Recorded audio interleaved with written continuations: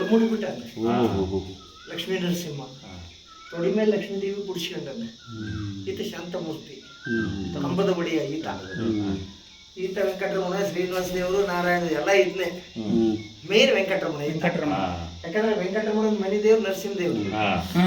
ಯಾಕಂದ್ರೆ ಅಹೋಬಲದಲ್ಲಿ ಮೊದಲು ಈತನ ಮದುವೆ ಮುಂದೆ ಅಲ್ಲಿ ನೈವೇದ್ಯ ಆದ್ಮೇಲೆ ನನಗೆ ನೈವೇದ್ಯ ಅಂತ ಹೇಳಿದಂತ. ಇಲ್ಲಿ ಏನೇ ಆದ್ರೂ ಕೂಡ ಫಸ್ಟ್ ನರಸಿಂಹ ದೇವ್ರಿಗೆ ನೈವೇದ್ಯ. ಆಮೇಲೆ ಈ ನಮ್ಮ ನರಸಿಂಹ ದೇವರು ಸ್ವಲ್ಪ ಸ್ಟ್ರಾಂಗ್ ಇದ್ದಾನೆ.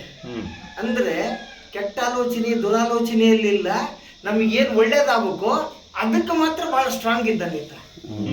ಅಂತದಕ್ಕೆ ಮಾತ್ರ ಎತ್ತಿದ ಕೈ ಈತ. ಈತ ಕೇಶವ ದೇವರು, ಚೆನ್ನಕೇಶವ. ಈತ ಮಂಡಿಗೆ ಪ್ರಾಣ ದೇವರು. ಏನೇ ಆದ್ರೂ ಕೂಡ ಮಂಡಿಗೆ, ಅದಕ್ಕೆ ಇವತ್ತು ಮಂಡಿಗೆನೇ ಆಗ್ತಾ ಇರ್ತದೆ. ಆಮೇಲೆ ಆಕ್ಚುಲಿ ಪಂಚಾಂಗದ ಪ್ರಕಾರ ನರಸಿಂಹ ಜಯಂತಿ ನಿನ್ನೆನೆ, ಹೌದಾ? ಇಲ್ಲಿ ಭಕ್ತರು ಇರೋರೆಲ್ಲಾರು ಕೊಪ್ಪರ ನರಸಿಂಹ ದೇವ್ರ ಮನೆ ದೇವ್ರು ಬಹಳ ಜನ ಇದ್ದಾರೆ.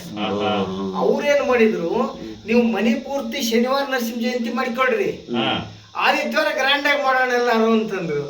ನಮ್ ನರಸಿಂಹ ದೇವ್ರು 2 ದಿವಸ ಊಟ ಮಾಡ್ತಾನಲ್ಲ, ನನಗೇನು ಹೌದಲ್ಲ. ಆಮೇಲೆ ಆ ಕಡೆ ಕೊಲ್ಲಾಪುರ ಮಹಾಲಕ್ಷ್ಮಿ ಇದೆ. ಕೊಲ್ಲಾಪುರ ಮಹಾಲಕ್ಷ್ಮಿ ವಿಶೇಷ ಏನು ಅಂದ್ರೆ ದಕ್ಷಿಣಕ್ಕೆ ಮುಖ ಮಾಡಿ ನಿಂತಾಳೆ. ದಕ್ಷಿಣಕ್ಕೆ ಮುಖ ಮಾಡಿ ನಿಂತ ಲಕ್ಷ್ಮೀ ದೇವಿಗೆ ಏನ್ ಸೇವೆ ಮಾಡ್ತಿರೋ ಶೀಘ್ರ ಫಲ.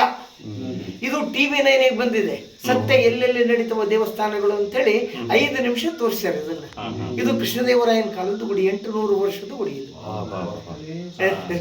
ನಾವು ಸತ್ಯಜ್ಞಾನರು ಮರಿ ಮೊಮ್ಮಕ್ಕಳು, ಕಿನ್ನಾಳ ಸ್ವಾಮಿಗಳು, ರಾಜಮಂಡ್ರಿ ವೃಂದಾವನ, ಅವರು ಮರಿ ಮೊಮ್ಮಕ್ಕಳು.